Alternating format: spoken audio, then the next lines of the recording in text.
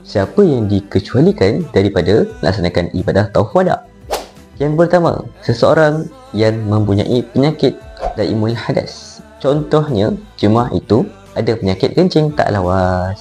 Yang kedua, perempuan yang datang haid semestinya memang tak boleh masuk masjid. Sebab tawaf wada ni memang buat dalam Masjidil Haram, so memang tak boleh.